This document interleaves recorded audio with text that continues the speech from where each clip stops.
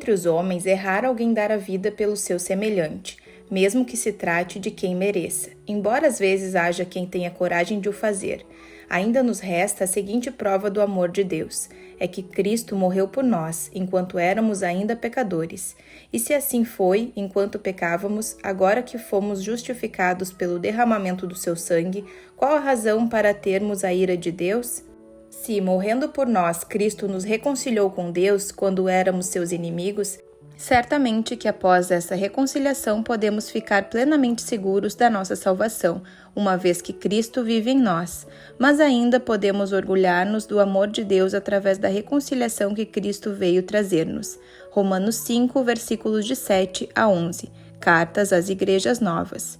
Respondeu-lhe Jesus: Amarás o Senhor teu Deus de todo o teu coração, de toda a tua alma e de todo o teu entendimento. Esse é o grande primeiro mandamento. O segundo, semelhante a este, é: amarás o teu próximo como a ti mesmo. Destes dois mandamentos dependem toda a lei e os profetas. Mateus 22, versículos de 37 a 40. Capítulo 6. A cura da imagem própria negativa. A imagem própria de cada indivíduo é um conjunto de sensações e conceitos que ele formou a respeito de si mesmo. Nossa imagem própria nos vem de 4 fontes. A primeira é o mundo exterior, que examinamos no capítulo 5. Nesse mundo exterior, vemos imagens e impressões acerca de nós mesmos refletidas no espelho dos membros de nossa família.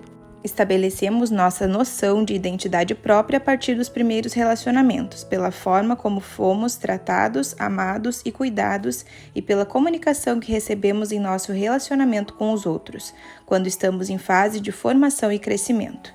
A segunda fonte de impressões é o mundo interior, isso é, os elementos físicos, emocionais e espirituais que trazemos conosco ao nascer. Dele fazem parte nossos sentimentos, sistema nervoso, nossa capacidade de aprender, de registrar fatos, de reagir diante da realidade. E para alguns, esse mundo interior compreenderá também defeitos físicos, deformações e deficiências. Não existem duas crianças iguais, todas são maravilhosamente distintas entre si, assim como os flocos de neve. E que erro cometem os pais consultando apenas livros para criar os filhos, como se estes fossem todos iguais. Os que são pais sabem o que eu estou falando. A gente tem um filho que é teimoso como uma mula e é obrigado a usar uma vara até para obter a atenção dele, quanto mais para discipliná-lo. E por outro lado, tem também um filho que é sensível como uma plantinha tenra, tanto que não é preciso nem erguer a mão ou a voz para se obter dele o que deseja. Como é ridículo achar que basta um conjunto de regras sobre a criação de filhos. Essas diferenças existem devido à nossa identidade individual e à nossa constituição psicofísica. Entretanto, existe também o fator espiritual e é nisso que nos distinguimos de toda a psicologia secular, humanista e pagã, que considera a natureza humana como sendo essencialmente boa ou então moralmente neutra. Nós, os cristãos, não pensamos assim. Deus nos revelou em sua palavra que não entramos nessa vida moralmente neutros. Pelo contrário, somos vítimas de uma tendência básica para o mal, de uma inclinação para o erro. Chamamos a isso pecado original. A verdade é que a única coisa em nós que não é muito original é o pecado. As leis e princípios que regem todas as inter-relações humanas e o desenvolvimento do homem garantiram a transmissão do pecado, quando nossos primeiros pais, de certo modo, se desentenderam com Deus e passaram a viver em egocentrismo e orgulho. Com o primeiro pecado de Adão e Eva, foi ativada uma reação em cadeia, gerando uma criação de filhos imperfeita, conduzida por meio de falhas, ignorância e atos mal orientados, e o que é pior, por amor condicionado a exigências. Essa herança paterna faz de cada ser humano uma vítima de pecaminosidade total.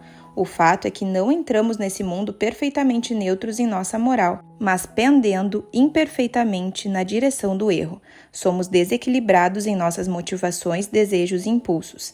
Achamo-nos fora das proporções certas com uma forte inclinação para o erro. E devido a esse efeito de nossa natureza, nossas reações acham-se fora de foco. Faz alguns anos li uma frase que tem sido muito valiosa em meu trabalho de aconselhamento. As crianças são os melhores gravadores do mundo, mas os piores intérpretes. O fato é que elas captam muitas das informações que as cercam. E por causa do egocentrismo inerente a toda a raça humana, interpretam erradamente grande parte daquilo que captam, e isso afeta demais sua imagem própria. Parece que mesmo que os pais criem muito bem os filhos, a maioria das pessoas chega à idade adulta com o seguinte conceito: tudo bem com você, mas não comigo. Isso parece fazer parte da constituição humana. A Bíblia deixa bem claro que não somos meras vítimas. Todos somos pecadores e responsáveis pela nossa identidade e pelo que acabamos nos tornando. Nunca vi ninguém ficar realmente curado de traumas e problemas enquanto não estivesse perdoado a todos aqueles que de alguma maneira o prejudicaram e também recebesse o perdão de Deus para suas próprias reações erradas. Satanás é a terceira fonte de onde recebemos impressões e já falamos dele como um dos influenciadores de uma autoimagem negativa. Ele utiliza nossos sentimentos de autodesprezo como uma terrível arma contra nós, nos 3 papéis que desempenha. Ele é mentiroso, está em Jó 8, versículo 44. Acusador, Apocalipse 12, versículo 10, e é aquele que cega nosso entendimento, 2 Coríntios 4, versículo 4. Para atuar nessas 3 funções, ele emprega as armas da inferioridade, incapacidade e autodepreciação para derrotar o cristão e impedir que ele redescubra todo o seu imenso potencial como filho de Deus. A quarta fonte de onde recebemos impressões para a formação de nossa imagem própria é Deus. Agora deixamos a questão da imagem própria negativa e passamos a considerar o poder de Deus na formação de uma imagem própria em bases cristãs. Deixamos a doença e passamos à cura, pois existem algumas medidas práticas que podemos tomar a fim de curar essa deformidade que é a imagem própria negativa. Deixemos que Deus e Sua palavra consertem nossas falsas ideias. Muitos de nós absorveram uma certa ideia que aos olhos de Deus, em verdade, é um pecado, mas o fizeram envolvendo-a em roupagens teológicas. Pode ser que o leitor também tenha transformado esse erro em virtude. Ora, é impossível que uma pessoa viva da maneira certa se suas ideias são erradas. Não se pode praticar a verdade quando se acredita num erro. Essa ideia falsa é a crença de que Deus se agrada de uma atitude de autodepreciação, que ela é parte da humildade cristã e necessária à nossa santificação e desenvolvimento espiritual. A verdade, porém, é que a autodepreciação não é a verdadeira humildade cristã e acha-se em oposição a alguns dos ensinos básicos da fé cristã. O maior mandamento é que amemos a Deus com todo o nosso ser. O segundo é que amemos ao nosso próprio como a nós mesmos, sendo, portanto, uma extensão do primeiro. Não temos aqui 2, mas sim 3 mandamentos: amar a Deus, amar a nós mesmos e amar aos outros. Coloco o amar a si mesmo em segundo lugar, porque Jesus deixou bem claro que um amor por si próprio, na medida certa, constitui a base para se amar os outros. Essa expressão, amar a si mesmo, para algumas pessoas tem uma conotação errada. Quer o achemos de autoestima ou valor próprio, está claro que isso constitui o alicerce sobre o qual vamos construir nosso amor cristão pelos outros. E essa ideia é exatamente o contrário que muitos cristãos creem. Alguns anos atrás, preguei essa mensagem sobre os 2 grandes mandamentos de Jesus. Após o culto, um homem se aproximou de mim e disse: apesar de já ser velho, nunca tinha ouvido a palavra de Jesus ser apresentada corretamente. O que quer dizer? Indaguei. Bom, replicou, quando o Senhor estava pregando, compreendi de repente que sempre disse com os meus lábios o seguinte: amarás a teu próximo como a ti mesmo. Mas bem lá no fundo do meu coração, o que eu estava ouvindo era: amarás ao teu próximo, mas odiarás a ti mesmo. Infelizmente, acho que tenho obedecido a esse mandamento com a exata interpretação que dei a ele. Em outra ocasião, após uma reunião de avivamento, na qual preguei sobre um adequado amor por si próprio, uma mulher veio até onde eu estava e disse que passara a vida toda na igreja, mas que eu era o primeiro evangelista que ela ouvira dizer que tínhamos de amar a nós mesmos. Esse tempo todo tenho pensado que Deus quer que eu me despreze para que permaneça humilde. Você está precisando acertar com seus conceitos teológicos? Se você amar a Deus, a si mesmo e aos outros, estará cumprindo toda a lei de Deus. Mateus 5, versículos de 43 a 48. Quando Jesus proclamou a lei, ele não a estava endossando ou glorificando-a, como faziam alguns rabinos de seus dias. Antes, ele estava usando de toda a sua autoridade para reafirmar o eterno princípio do triângulo, um amor correto para com Deus, por nós mesmos e por outras pessoas. Essa lei básica de Deus está escrita na natureza do próprio universo. Ela opera em cada célula do nosso corpo. A pessoa que possui uma imagem própria adequada é mais saudável em todos os sentidos do que aquelas que têm uma imagem própria negativa. Foi assim que Deus nos fez, e se formos contrário ao nosso ser, não apenas estaremos seguindo um conceito teológico errado, como também estaremos arriscando-nos a ser destruídos.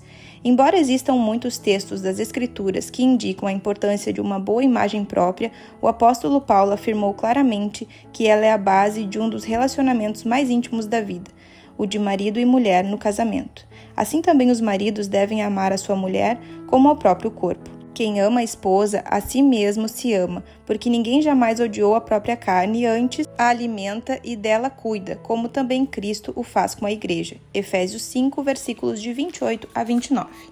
A versão Phillips faz uma paráfrase dessa recomendação dizendo: o marido deve cuidar da esposa com o mesmo carinho com que trata o seu corpo, porque o amor que lhe dedica é uma extensão do amor por si próprio.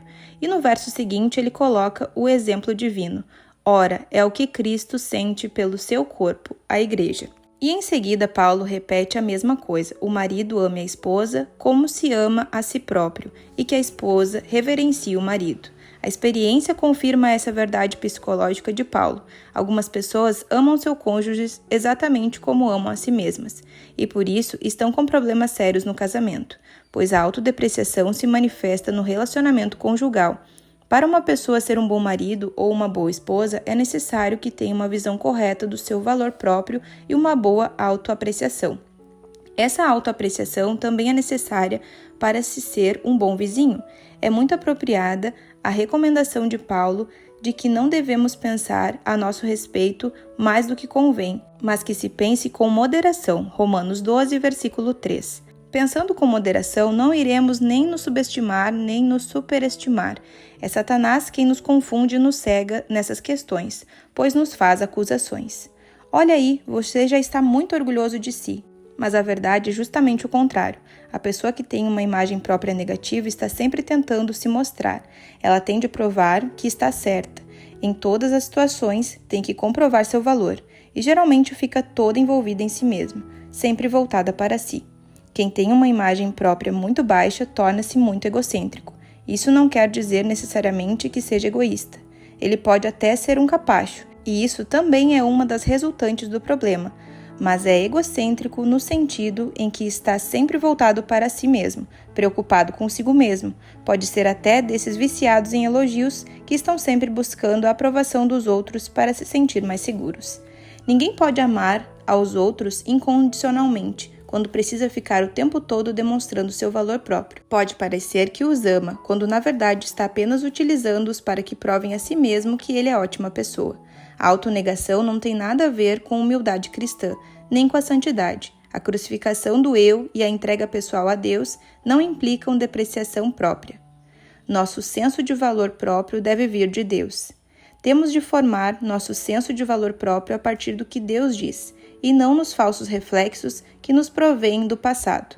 A cura dessa enfermidade, que é a imagem própria negativa, gira em torno de apenas uma decisão que temos de fazer. Vamos dar ouvidos a Satanás e a todas as mentiras que ele nos diz, as distorções, as apreciações e as mágoas do passado que nos mantêm aprisionados por certos sentimentos e conceitos acerca de nós mesmos que não são cristãos nem saudáveis? Ou vamos buscar nosso senso de valor próprio em Deus e em sua palavra? Eis algumas perguntas para dirigirmos a nós mesmos. Que direito você tem de menosprezar ou depreciar uma pessoa a quem Deus ama tanto? Não diga para si, bom, sei que Deus me ama, mas não suporto a mim mesmo. Isso é uma fé travestida, um insulto a Deus e seu amor. É uma manifestação do ressentimento para com o Criador, que se acha sutilmente camuflado.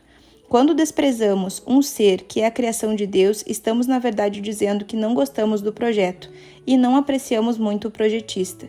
Estamos chamando de impuro aquilo que Deus purificou. Não estamos vendo realmente o quanto Deus nos ama e o quanto significamos para Ele. Que direito tem você de desprezar e depreciar uma pessoa a quem Deus honrou tanto?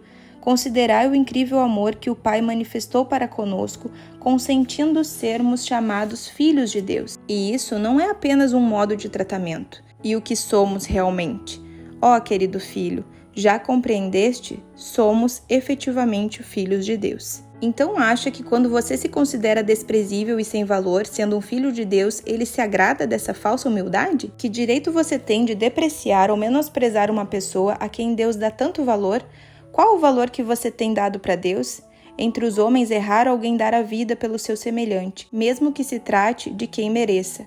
Ainda nos resta a seguinte prova do amor de Deus, é que Cristo morreu por nós enquanto éramos ainda pecadores. Mais ainda, podemos orgulhar-nos do amor de Deus através da reconciliação que Cristo veio trazer-nos. Deus deixou bem claro o valor que temos para Ele. Ele nos atribui um valor tão elevado que entregou a vida do seu Filho para nos salvar. Que direito tem você de menosprezar e depreciar uma pessoa de quem Deus cuida com tanto carinho? Quanto mais vosso Pai que estás no céu dará boas coisas aos que lhe pedirem. Mateus 7, versículo 11. E o meu Deus há de suprir em Cristo Jesus cada uma das vossas necessidades. Filipenses 4, versículo 19. Depois de lermos essas passagens, não podemos mais pensar que Deus quer que nos sintamos uns incapazes e fiquemos a desprezar-nos. Que direito você tem de desprezar e depreciar uma pessoa que Deus criou com um planejamento tão cuidadoso?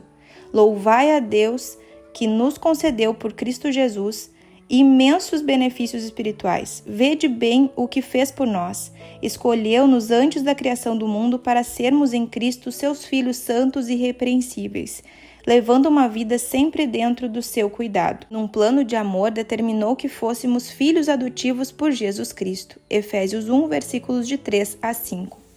Que direito tem você de depreciar ou menosprezar uma pessoa em quem Deus se compraz? O apóstolo Paulo disse que fomos aceitos por ele no amado. Efésios 1, versículo 6. Lembre-se das palavras que Deus disse por ocasião do batismo de Jesus? Esse é o meu filho amado, em quem me comprazo. Mateus 3, versículo 17. Paulo nos oferece aqui uma ideia bastante audaciosa. Estamos em Cristo. Ele empregou essa expressão 90 vezes. Se estamos em Cristo, logo estamos no amado. Deus olha para nós que estamos em Cristo e nos diz: você é meu filho amado, minha filha amada, em quem me comprazo. De onde você quer tirar impressões para formar sua imagem própria? Das distorções da sua infância, das mágoas do passado e das falsas ideias que foram introjetadas em você? Ou será que preferirá dizer: não darei mais ouvidos a essas mentiras do passado. Não escutarei o que Satanás diz, já que ele é o acusador, enviando-me mensagens confusas. Ele é aquele que nos cega, que distorce tudo. Vou escutar a opinião que Deus tem de mim. Vou deixar que ele me programe, até que o bom conceito que ele tem de mim passe a ser o meu, atingindo até o mais íntimo dos meus sentimentos. Vamos cooperar com o Espírito Santo. Temos de trabalhar lado a lado com Deus nesse processo de reprogramação e renovação. Trata-se de um processo contínuo e não de uma experiência que se pode ter num momento. Não sei de nenhuma experiência espiritual que possa transformar nossa imagem própria da noite para o dia. Devemos ser transformados pela renovação da vossa mente. Romanos 12, versículo 2. Os verbos que aparecem nesse verso denotam ação contínua, e a palavra mente aqui designa nosso modo de pensar, a maneira como encaramos a vida diariamente. Como podemos cooperar com o Espírito Santo nessa tarefa? Peça a Deus que lhe dê um toque cada vez que se depreciar a si mesmo, e quando começar a agir assim, terá uma grande surpresa, pois poderá vir a perceber que toda a sua maneira de ser e agir é formada direta ou indiretamente de autodepreciação. Vejamos alguns exemplos. Como você reage quando alguém o elogia? Você diz obrigado? Que bom que você gostou? Muito agradecido? Ou se põe a falar depreciativamente a respeito de si mesmo? Se você é um dos que estão sempre se diminuindo, nas primeiras vezes terá muita dificuldade em reprimir-se, pois sua tendência é dizer sempre aquelas coisas, mas não diga. Contudo, em minha opinião, a espiritualização da coisa é pior e creio que deve ser nauseante para Deus. Uma pessoa diz: ouvi quando cantou hoje, gostei muito. Aí então você assume uma atitude super espiritual e responde: ora, não fui eu realmente, foi Deus que fez por mim. É claro que foi Deus, você vive por ele, mas não é preciso repetir isso o tempo todo. Permita que Deus o ame e deixe que Ele o ensine a amar-se a si mesmo e a amar aos outros. Você deseja ser amado, quer que Deus lhe dê segurança, que Ele o aceite, e é o que Ele faz. Mas devido à programação nociva que recebemos de outras fontes, temos dificuldades em aceitar esse amor. Aliás, é tão difícil que talvez você prefira continuar a ser como era. Mas eu o desafio nesse momento a iniciar esse processo de restauração, para que possa erguer bem alto sua cabeça, como filho ou filha do próprio Deus.